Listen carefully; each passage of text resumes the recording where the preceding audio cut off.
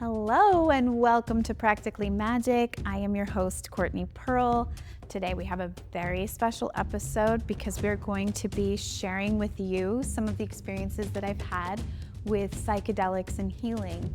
I wanted to talk about it as a subject, but like most things, it's really just not enough to talk about it. You have to experience it. So we did a very special group ketamine session very safely with the guests that we're going to have today, Guided Ketamine and Inner Light Academy, and I'm going to talk a little bit about that experience and why it is so important to do it in a very safe and controlled way. So before we get to our episode, before we get to our interview, I would just like to pull a card, and I am actually going to use the Seasons of the Witch Beltane because it is, at the time we're recording this, we're entering Beltane season. It is the time between the spring equinox and the summer solstice, and it is a sacred time for the Celtic Fire Festival and the Wheel of the Year.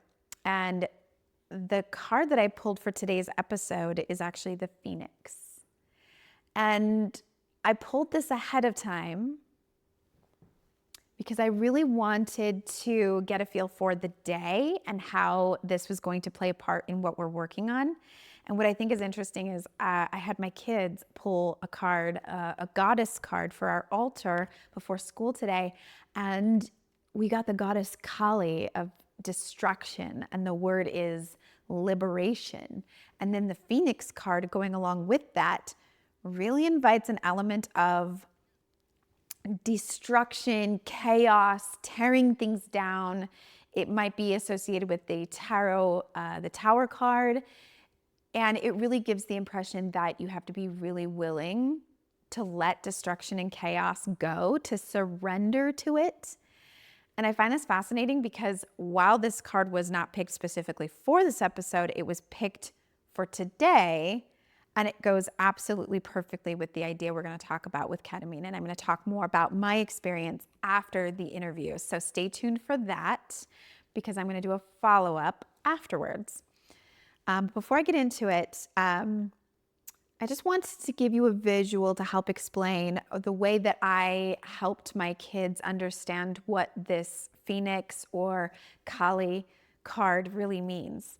And I said, if you were in a cell, a jail cell, and you would put yourself there, but you can't get out, and it's not very comfy and it's not very cozy, but it's really all you know. So you stay there and you put yourself there because you don't know any different. Would you want to get out? Would you want to get out of that cell and experience other places? And they said, yes. And I said, okay, so before that can happen, we have to destroy the walls. We have to destroy the cell. And the energy of Kali or destruction is really about freeing ourselves from the cells we've put ourselves into, the jail cell we put ourselves into, the cages we put ourselves in, so we then can rebirth, rise from the ashes, and become who it is we want or are meant to be. So I love that theme for today's episode because we're going to talk a lot about what that looks like with a guided ketamine session and with psychedelics, how it really helps propel you into a space where you can start breaking down all of those walls and rebuilding them in a way that's much more suited to you and your freedom. Okay, let's get to it.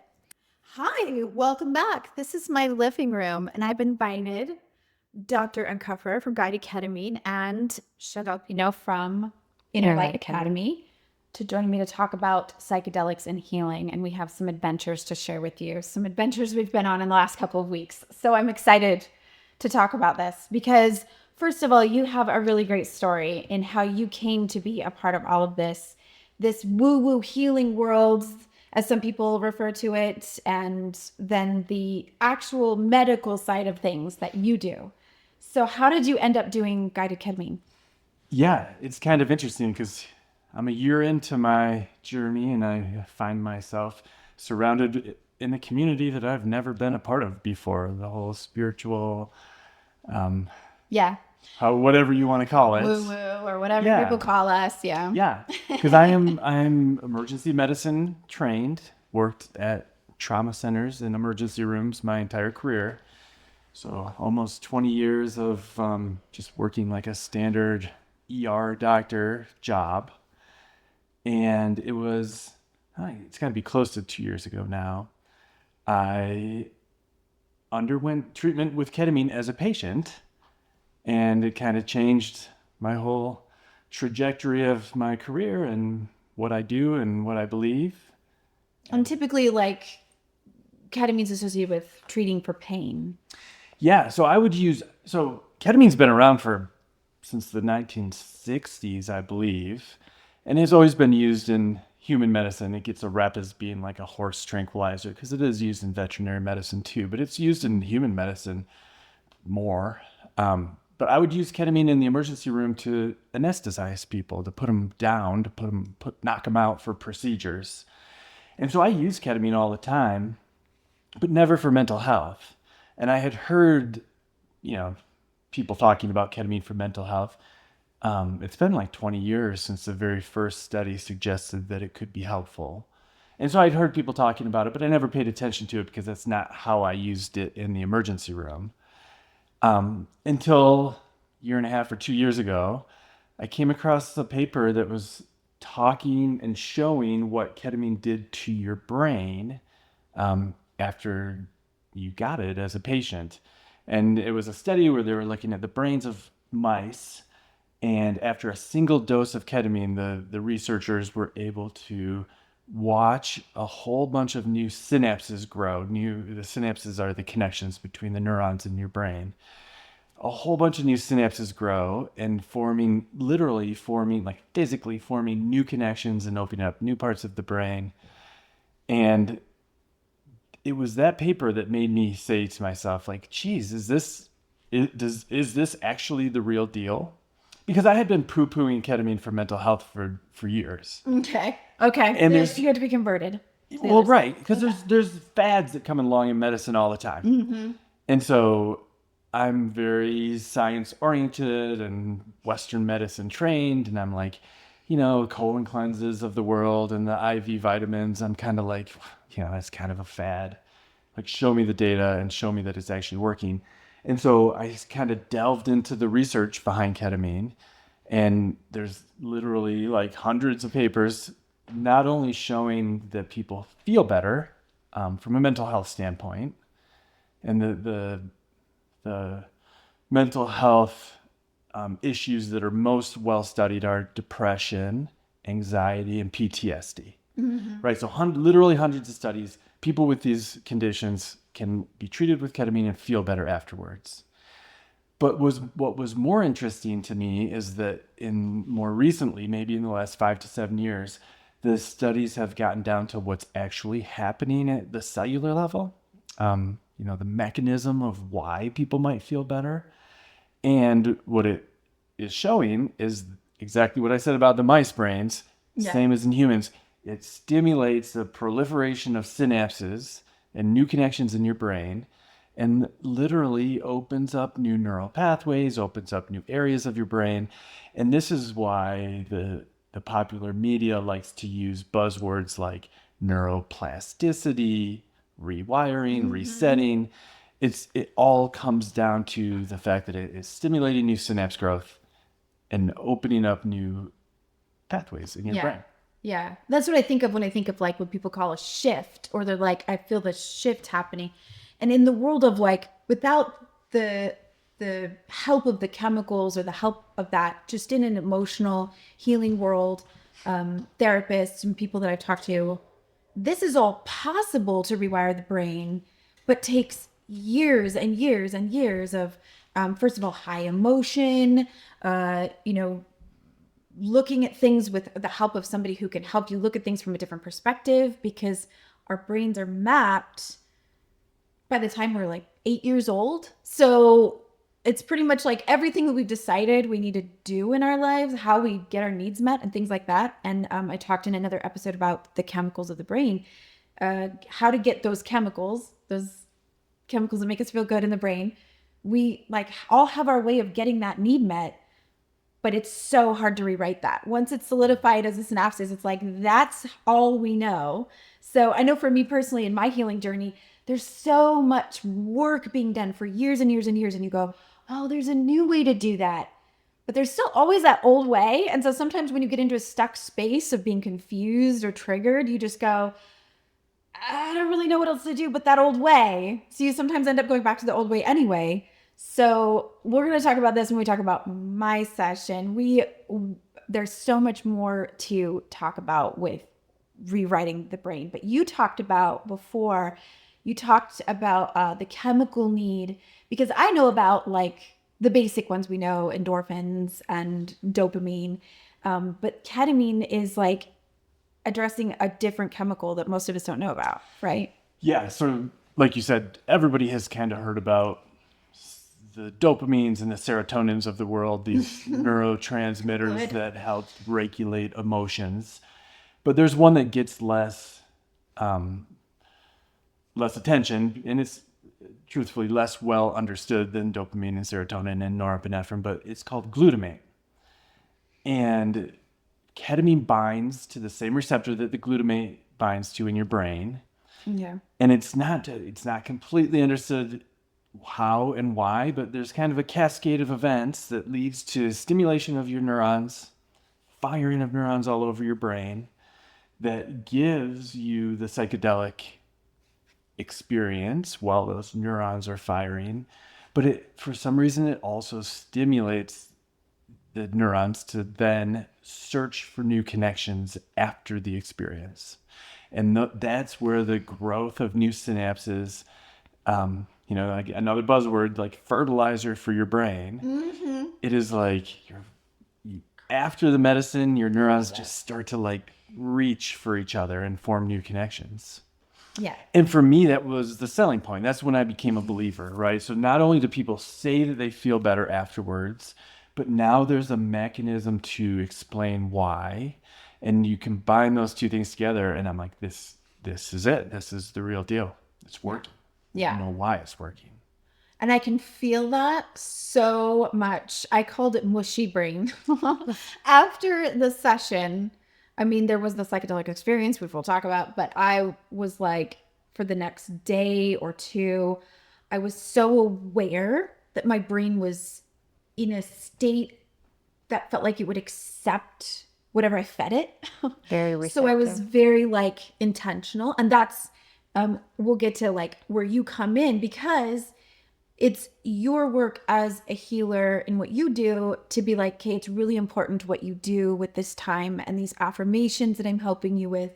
Because I was like, okay, whatever affirmation, it was like a buffet of what do I want now? Mm-hmm. Yeah. And I want to like make sure that's what I'm feeding myself with for the next 48 hours. So I intentionally, like I told my family, we're not turning on the TV. I'm not turning on I'm not getting on social media for anything that I don't absolutely have to. And I'm, all of these things that I want to make sure that I reprogram my brain as much as possible. Now I will preface that by saying it's not magical. It can't just fix everything in my life in one session. So I realized that's going to be important, but it really was helpful for me to be intentional about what is it now moving forward. Like, how do I really use this time very, very wisely and carefully? So you realizing that a lot of people were doing like ketamine treatments in a clinical type setting, but maybe weren't receiving the support that they needed in the before and the after, and the elements of how it actually opened up consciousness, like in a spiritual way. Yeah. In comes And so, Shandell. well, exactly. So I learned early on in this journey that the medicine is going to stimulate some synapse growth, but it's not. You can't just take it and go on exactly how you've always gone on. You actually have to train that new growth, grow into some positive neural loops. And the truth was that I'm an emergency room doctor, that I realized like I'm not trained to help people from an emotional standpoint, right? I can give you the medicine. I can make sure you're safe. I can make sure you don't overdose. and get you through the Excellent experience. job. But man, I was way out of my league when it came to supporting somebody from an emotional or spiritual standpoint, because, and I think you said we'll talk about this, it is, of any medicine I've ever given, it is the one that crosses the border between science and Western medicine into the metaphysical or the spiritual or like whatever, religious, whatever you want to describe it. Yeah. And that is where I was like, now I'm lost. Like, this is not what I do. And that is how I ended up working with Shandell. In Yeah. comes your story. Okay. And you've been a sitter before ketamine, right? Yeah. So tell me a little bit about your background in coming into this. We'll meet in the middle. Yeah. So I've been an energy healer for 15 years. And it was 6 years ago that I was told to go sit with ayahuasca. So I sat with ayahuasca, and that completely changed the trajectory of what I was working with and what I was working on. I did not facilitate ayahuasca. That's a way bigger job than me. But I did facilitate with other medicines for a while. A lot of that stuff is, underground because it's not legal. And so that's not talked about. But I would hold space for a lot of my clients. And then all of a sudden, ketamine was like everywhere. Yeah. And I had quite a few of my clients coming in being like, oh my gosh, I had a ketamine session yesterday and it was awful. And I was so scared. They just left me in a room by myself, or like I wasn't even fully out of the medicine and they kicked me out and I had to get in the car and I had to leave, or like my sitter was late and I had to sit on the curb. Like there were so many things. And so I ended up having to like clean up energetically and emotionally all of these people. And I'm like, that medicine is supposed to be helping you, not creating additional trauma. Yeah. Can you imagine being right after and your neural pathways are all mushy and you're ready to like accept new things, and the thing you accept is I'm abandoned and no one can do me? Right. Well, and like to go back to what you said, that you can just get the medicine and it does what it does. But also like if you go back to your normal everyday life, if you're in the back of the car just scrolling as they drive you home, you're reiterating the life you just tried to get out of. You're just like cementing it in more. And so as I started having more and more of these clients that were like, I need help. I just did another session and I'm still feeling like this. And I was a driver for my best friend. I was her driver. And I took her to a clinic and talked to the doctor, which they're an amazing clinic.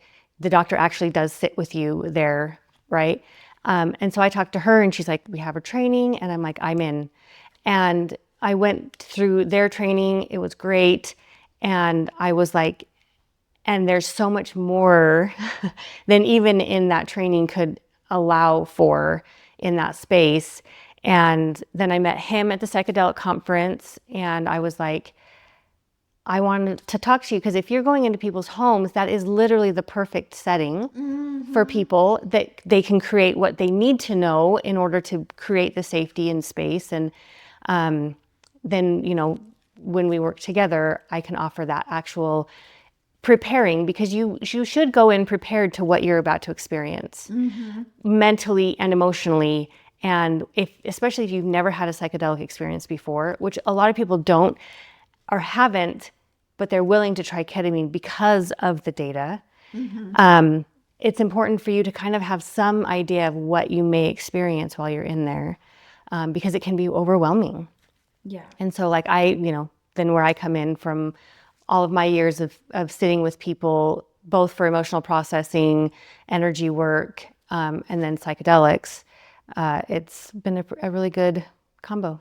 Yeah, I'm one of those, the first timers. Yeah. And I had wanted, just being in the healing world and learning everything I could, and just being kind of like a lifelong learner of these things. I was like, I know I want to try something at some point, but I've never done anything. Like, I barely drink. Nothing outside of the body that comes into my body, I really haven't experienced very much compared to probably most people who try things here and there, and like they have a wild youth and whatever they do. I have not had any of that. I was a very clean person. So I was just like, okay, if I'm going to do this, I really want to make sure I'm safe. Like I'm looking for something where I really trust the people I'm with. And I really feel like, we're doing this kind of all the right ways. I'm not worried about anything happening. And so when the opportunity came along, I'm like, I think this is it. This is when I need to try this. I always thought it might be like a shaman or somebody that does an ayahuasca trip, things that they do. And I know that there's options where under religious laws, they can do certain things. And so I thought maybe that would be a route I would go. But then this came up. I was like, this is what I feel is going to be a good thing for my first experience. I need to like have this in a place where I feel like everybody knows what they're doing and they're very highly qualified and I'm completely safe. And so we did do it in a group setting, and we'll show some of the clips of what that was like and what we went through. But I really just have to say I appreciate that, first of all, because I've been seeking healing in an emotional and energy healing world for many years, I was aware of what I was going into it for. I think that's really helpful. Yeah. So when people have asked me, so I've had clients that are saying, I'm going to go have a ketamine session. And I'm like, and they're like, what should I do? Or what should I know? I'm like, I don't know anything about that. But I think that a session before and a session after in emotional healing would be really helpful. Just know what I know of it. So having experienced it now, I can say, oh, it was really helpful to go in there knowing like, this is what I want to change in my life. These are things that I have been trying and working on and shifting for a long time, and then go into it with some intention. So it's great that you do like the, what do you call it? The intake interview. Yeah. I usually do like pre-integration. Pre-integration. Yeah. So you kind of talk to us on the phone and say, what is it that you want to work on? What is it that you're looking for? The doctor aspect of it is like, again, super safe. I feel like someone is there monitoring me, has all my medical information, asked for all these things beforehand. So you knew like if there was anything in my medical history or anything that I needed to know, you knew the dosages that were appropriate for me and everything like that. And then during the session, you're like monitoring your heart and monitoring your oxygen. You'll be okay. So I'm like, great. I can absolutely kick back and totally not worry about a thing, right? Yeah, and I'll say something about that. It's interesting that ketamine is the psychedelic that is legal because it's kind of the most dangerous one, right? And you talk about psilocybin, which is mushrooms, or you talk about LSD or even DMT. Like people don't really overdose or have medical complications from those psychedelics.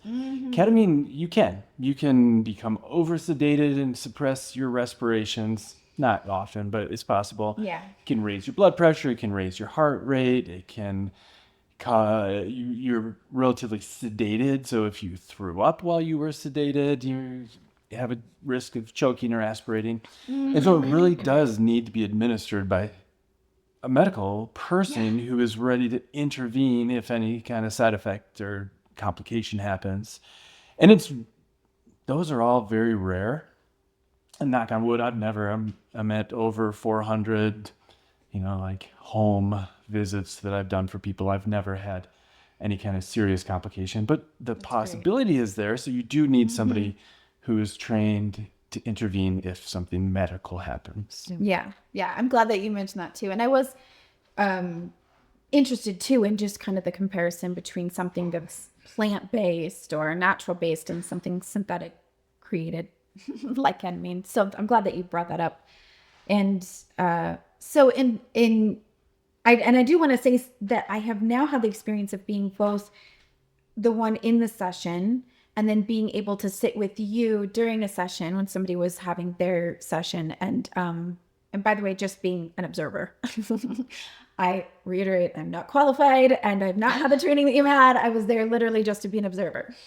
But what I thought was interesting about that experience, being on the outside of it and watching it and watching your work and what you guys do, is it felt to me like I could absolutely see you as an incarnate, as a priestess of Isis. So one of those people that in history have been known to be like the healing priestesses, that they come in and they do the anointing with the oils and they do the That's how I envisioned you as we were doing that. I was like, look at her do her thing. And this is just all happening all at once, you know? So I really appreciate that perspective. Are you letting me have that moment where I could just be like, I'm just this other body in the room and I get to just be here under this light of your wisdom, as it were. But yeah, we'll go into kind of the group session that we had and the experience that we had because I want to talk about just how what you're saying it does to the brain. And I am a Pisces. I'm a modern mystic. I didn't even realize this until the last couple of years. I thought everybody just lived like this, but I live kind of in a different realm all the time anyway. It's just like how I've always done my life. Everybody was like, oh, you're such an imaginative person or you're an imaginative child. And I'm like, isn't that just how everyone lives? I thought that everybody lived like this. But now realizing that, you know, especially when I'm doing something like breath work or a sound bath, I can disassociate. I feel like I can leave my body. I can go to other worlds. So already during the session, you started with a sound bath and you started with the bowls. And so I was kind of already gone. I was like, I'm in the stars, I'm leaving. And then coming for the first injection that you did brought me back because I had to be like, oh, that's my body. I'm over here again, you know, getting the shot. And then it kind of slowly takes you into it. And it really felt kind of like dropping. Feels like you're dropping out of your body or I kind of thought it would be more like ascending, but it kind of feels like you're just dropping out. Everything just kind of relaxes. Yeah. It just kind of goes. Go into other worlds, kind of start to see other things. I did, and we kind of talked about, you kind of helped prepare us in saying that you might think you'll see lots of colors, but you might not. It can be really dull and muted as far as the colors go and stuff. But the first thing I saw was bright colors. I saw colors and shapes and things like that. And it wasn't until after the second injection that it started to come together as kind of like, one of the ladies in our session, she said it exactly the way that I imagined it. It was like being in Dune. We were just in different worlds. I saw different worlds. I saw a lot of pyramids. I saw pyramids in different places. Like if it was like on Dune on a kind of a desert, it was like the pyramid there. Or it was like a green world, kind of an avatar with lots of greenery. It was pyramids. I went to a place that was all white and cold, like at the Arctic, but it was pyramids. And some of the pyramids were like this, and some of the pyramids were upside down. Sometimes I was in like an arena that was huge and spacious, but there was always a pyramid there. Interesting, yeah. I think it's really fascinating. If I did actually visit other worlds, they have pyramids there too, just so everybody knows. Yeah. And you know, it's listening to you, it always reminds me, it is so difficult to try to describe the experience. Yeah. Because you probably feel like you're not doing it justice because it was so bizarre.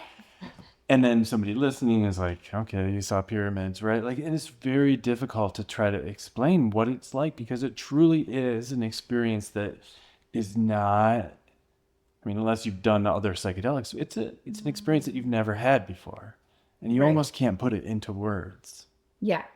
True. And I think from a medical perspective, what's happening is that the ketamine binds this receptor that glutamate typically binds. There's a cascade of events, and it leads to neurons firing all over your brain. I mean, almost like a seizure, but more organized, but just like neurons everywhere. A lot of the firing is in your occipital lobe, which is the visual cortex. Okay. And so your consciousness or your soul, or however you want to describe it, who you are, your brain, takes all these inputs and it has never seen that pattern of inputs before because as you're living your life, you would never be doing anything that would be firing off all these neurons in that type of pattern. Mm-hmm. So your consciousness takes all this input and it tries to present you with what it thinks is happening. Okay. And so you get all these neurons firing in your visual cortex and your consciousness is like, okay, well, I guess it's this. Here's some pyramids or here's some swirling lights or whatever it thinks is happening. but it scrambles your visuals, but it scrambles your sense of body. So most people don't feel their body or feel like they leave their body, feel like their body is stretching or falling or rising. It scrambles your emotions a little bit. So it can bring up super strong emotions. It can make you laugh. It can make you cry without even really knowing why. But it does scramble your thinking just a little bit too. And never really to the point of like forgetting who you are. Your rational thought is still intact, but it does force you to sometimes drop some barriers that you've put up or I have a lot of to those. bring things that you've been avoiding more to the surface. And so you get in that space, and not only is there a psychedelic experience going on, but you are oftentimes faced with these like emotional, spiritual experiences at the same time. And that is not something that Western medicine prepares you for. So I wasn't prepared for it as a patient myself, and I wasn't prepared for it as the person giving the ketamine. And again, like here I am talking about the science behind it, but That's science okay. behind You're the Scully, right? of the I'm an X-Files. X-Files fan. He's the medical guy, and she's like Mulder. She believes in this very supernatural. The science behind it is easy. Like my side is easy. I know I can give you the medicine. If you stop breathing, I'll fix that. If you have your heart rate spikes, I'll fix that. If your blood pressure drops, I'll fix that. But like, I don't know what Chandel's doing. Like, And I'm you're not doing the supporting the emotional, the physical, or the spiritual side of things. and you're actually doing the energy work like what we would typically see in Reiki, and you're going through and doing that and receiving messages. Yeah. So if we have like one-on-ones specifically, because when we do it in groups, I'm a little bit more spread out. So I only take a few moments with each person. But as long as they're open to, having energy work, and it's not always like Reiki, really it is whatever the person is needing. And I always preface with like, I don't take out energy, but what I do is I will be able to see where there is a blockage, where there is a built up of energy that can sometimes create those difficult times in the experience or the like overwhelm. And I just help support it. I help shift it. I help get it to start moving. And then it creates the deeper understanding of what it is they're experiencing. And then I do end up with a lot of messages that I just write down. Super powerful. I mean, I can only imagine just enhancing, even with the work when I go in to receive energy work or I'm doing energy work with a client. First of all, it's really powerful to let people have the experience. Like instead of here's me telling you everything that you're going to do and heal and go through, just letting them be the guide of the session. Super powerful already. And it was very comforting for me to prepare for the session and being able to go, I'm probably going to freak out a little bit, losing control. I knew that from doing the breathwork session, when you start to go into it and they let you know, they're like about 5 to 7 minutes in of this breathing, you're hyperventilating yourself, you're going to lock up. You might have a surge of anxiety. Like, I don't know what's happening. I don't like this. And knowing myself, and part of letting go of control is a lot of my healing work, is I was like, I don't know, I might start to drop out and drop into things. I might start to panic. Like there's no coming back. There's no, I can't take it back. I can't come out by my choice. I have to let go. And as much as I wanted that, I knew that might have a moment where I'd be like, oh no, you were really good about like, what do you think you might need? Mm-hmm. Do you need me to come hold your hand? Do you need me to, if you wave your hand and say, hold my hand, I'll hold your hand, or just words of affirmation. You're here, you're in this room. But I found that should be the absolute best part of the experience, was that once I was able to go, you know what, this is happening. Can't do anything about it now. Yeah. I got to just flow with it. Mm-hmm. And that being the lesson I needed most, and knowing that that's the lesson I need most, and still the years of work I've done have not allowed me to let go to that level. Yeah. So, and that was probably one of the most powerful things for me, to be able to go, hey, I'm going to have this experience. I'm going to go wherever I go. I'm going to see whatever I see, and I'm just going to let it happen. Mm-hmm. And then I was able to really enjoy the experience and have a lot of peace. And I remember the very beginning when I saw kind of colors and all of these things. It kind of looked like blocks or structures or whatever it was. And I remember thinking, as if praying or speaking to the universe, like, what matters? What actually matters? And then all of it just fell apart. Everything just melted, like it went away. And this overwhelming sense of like, nothing matters. And afterwards, you telling me that was similar to your experience, but you saying you get to decide what matters. Mm-hmm. So that was powerful for me, because my affirmation became, after that, I assign meaning to what matters. Mm-hmm. And I said that over and over again for the next 48 hours, was just, I assign meaning to what matters.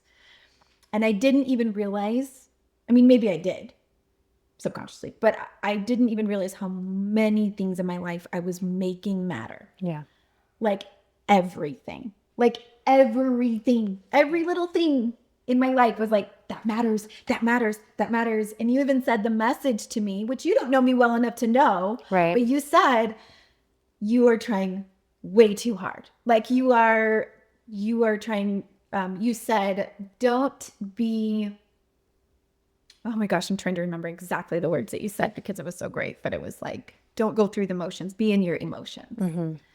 And I was like, yep, that's exactly what I needed. That's what I need to hear, because I do tend to be like, this matters and this matters and this matters. What I wear, what I do, what my kids are doing every moment of every day. And then I just go, that doesn't really matter. Yeah. Like, what are my priorities? Because I had that again, emotional experience in the session of, I really love my kids. And I just love the work I do. And at one point I had what you called an egoic death afterwards. Because I said there was a point where I ceased to exist. I didn't even know who Courtney was anymore. I was like, Courtney, who's that? I'm nothing and nobody. And I had a vague semblance of like, I do have kids and a family, but I was just like, they're fine. Yeah. Like if I died right now and this is death and I'm leaving my body, I'm like, then everybody will be fine. Yeah. And if that's what death is, we shouldn't be afraid of it. Right. It feels great. Right. Like it's all good. So yeah. Yeah. Do you want to kind of talk about anything more about your side of things in that experience? In your experience? Or just in general? Yeah. I mean, I think with anybody's experience, like especially with any psychedelic and with the ketamine, is like clinics right now are cranking people out, but not giving them the education of how beneficial it is, what they can and should be doing before, during, and after a session. And, you know, like I stopped serving other psychedelics long ago just for the sake that I'm like, I want to help people like actually integrate their experience and have it show up in their everyday life of like, you had that moment where you're like, I don't know if anything matters, right? And then I'm like, okay, well, how are you going to apply that to your life? Instead of you being like, oh, I had this moment where nothing really mattered. Yeah. Now I'm going to go back to my life and everything freaking matters, right? Yeah. You I don't. solidified that back Yeah. in my brain. And so now, like, knowing how important it is for you to take that and work with it, I always say 48 to 72 hours because I say do the extra work. Yeah. And my heart is truly in making people feel safe and open enough in their experience that they can completely let go. And then on the after effect of how can I support you afterwards? How can I take those little tiny moments that you had in there and make meaning to their everyday life instead of just the one experience that they had and it was super cool. Yes. It's truly like I said earlier, it's kind of feels just like the ancient healers of like Isis, the priestesses of Isis, which there's some correlation to Mary Magdalene possibly being a priestess of Isis, and that was her role and things like that. And that's kind of where I associate that being able to be with people, being able to really actually guide and support them through what they're doing and what they need. So it's like, it's sacred work, right? Yeah. And so thank you for doing that sacred work. It's important work. And I'm with you in that I would love for anything that I do, any work that I do, to help support people in that transition and in just that aftermath of let's make new decisions now that you're able to, now that you can see that there are more options than just the same patterns you've always been in, right? Yeah. So it's a very beautiful blend of the medical and spiritual and mystical and emotional and mental and physical. You can just package that all up in a nice neat ball. It's really all about all of those things. So before we go, tell us where people can find you and follow you. Yeah, so technically we have two separate businesses. We work together. So mine's called Guided Ketamine Salt Lake City. So guidedketaminesaltlakecity.com. All my information's on there. And I do, we kind of touched on this, but what the psychedelic people will talk about what they call the set and the setting. So the mindset going in and the setting in which you do the medicine. Yeah.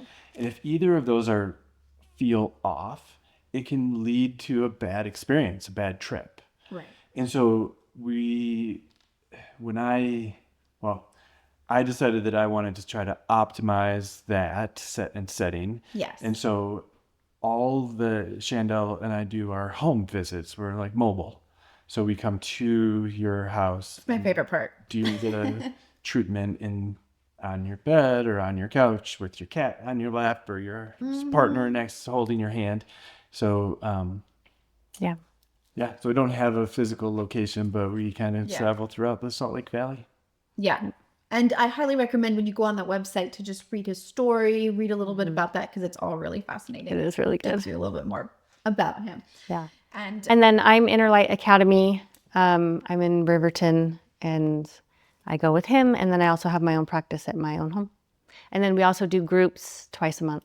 yep, lovely home. That's where we did the group session. I know because when I got there and did the session, and then afterwards came up out of the basement and was like, we were here the whole time. I felt like we were here for years. We were just here.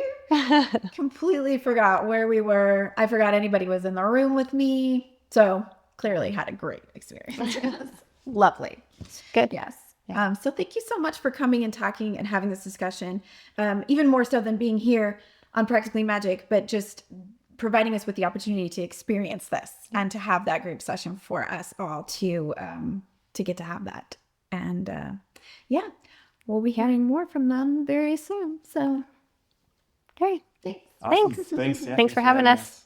And we're back. What a great conversation that we had. There's still so much more that we talked about off camera that we really didn't even have time to touch base with. So there's a couple of things that I want to just talk about with my experience and when having a guided ketamine session, what it felt like to me.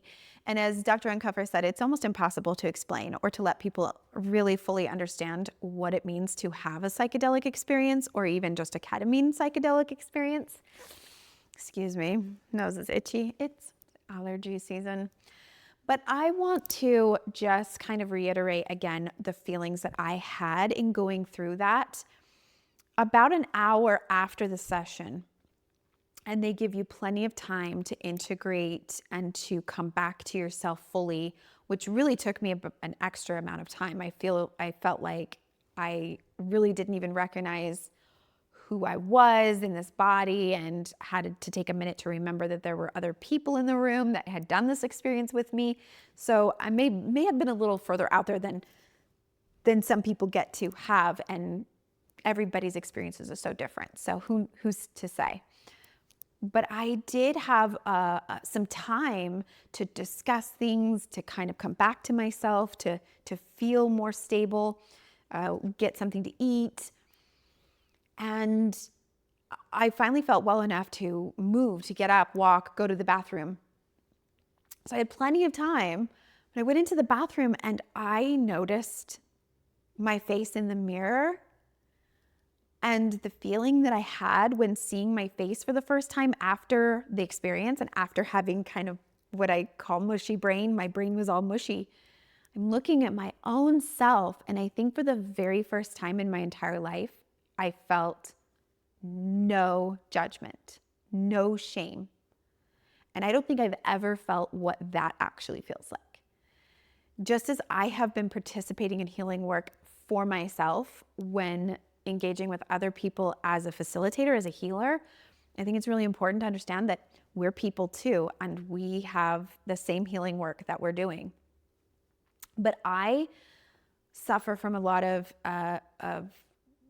different things associated with OCD and body dysmorphia and things like that. So for me to look at my own body, and for the very first time in my whole life, I think I did not first think of all the things that I thought were wrong about what I look like, pinpointing things that were like, oh, my hair is a bit messy or whatever it was. I was absolutely able to see myself for maybe the very first time.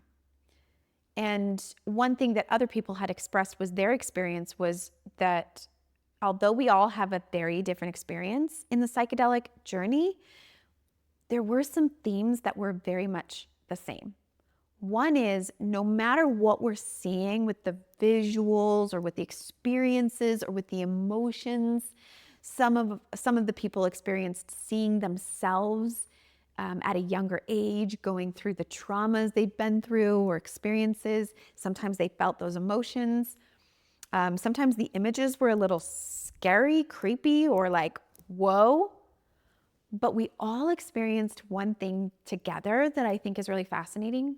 None of us was scared. It was almost like we could see fear, but be removed from it. And that is a lot of the healing work that I do in a regular session without the guided ketamine to assist it, to assist the experience. It's like you get to see your own traumas, you get to see your emotions, you get to shift them and move them and visualize them moving. But you also get to have a lot of compassion for yourself in that you don't actually have to feel any certain way about yourself during all of that. I'm a good person. I'm a good soul. I'm part of the collective consciousness and spirit of the universe. But I am not a bad person, even though I've experienced these things, even though I've done these things, whatever it might be.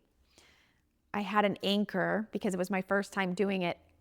A lot of people who experience it for the first time, they don't want to completely leave their body. And I already have control issues. So my ring that spins, it's like a fidget spinner, that was something that kept anchoring me. So during the session, I would do this and I could feel my hand and I knew it was my hand, but it also felt like it was a million miles away.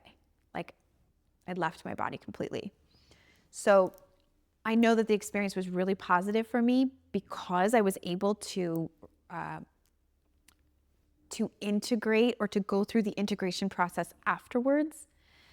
And I personally feel that the integrated processing technique that I do, Shandell also does emotional processing. She helps you integrate afterwards.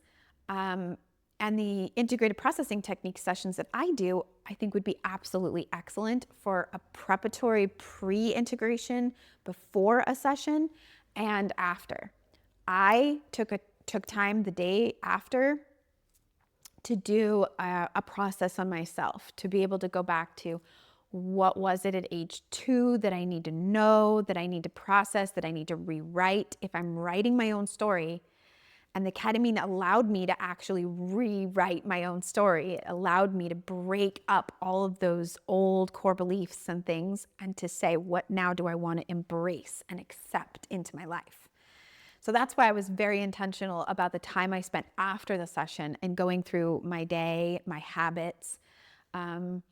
Obviously, I couldn't change absolutely everything I don't like about myself and my life in the next 72 hours afterwards, but I really did set an intention. I was very mindful about what I engaged with. So I would go around going, I want to believe that the universe has my back, that everything works for me. I don't want to believe that I'll be abandoned or that things won't work out. I want to go into the next thing I do as if everything's going to work out for me. And that's how I'd like to live and think. And then I'm letting the, letting the session, letting the ketamine mushy brain integration period really work for me. So I highly recommend that as a way to shift things maybe a little bit more quickly, a little bit more easily for you. If you would like more information on being able to, perhaps if you do not live locally and you want to do a guided ketamine session from where you are, but you'd like to schedule with me to do an integrated processing session before you do your session, or leading in the time after you're doing your session. Or perhaps you're just interested in doing a lot of this kind of work to rewrite your brain and to get your needs met in new, better, more healthy ways, you can reach out to me at prism-healing.com. You can book sessions with me online, on Zoom, and we can work. We can do the work together. I'm not in competition, obviously, with any other energy healers, but if you go back to my episode about how to spot a fraud, that is one of the things I feel very strongly about, that you need to find people that are safe and that will actually empower you and help you. And I fully trust the healers that I work with and the ones that I invite to be on this podcast. So I'm so grateful to Shandell for doing the same work that I do in completely different and new ways. No energy healer is exactly the same. That's why we're not in competition. She's an incredible resource, and I absolutely hail to her all things that have to do with being a psychedelic sitter and being trained with that, and the 16 years of experience she has doing energy work. This is definitely an amazing sacred work that we get to do, and we're very honored to do it. So find her, as she said, in her Light Academy. You can find me at Prism Healing.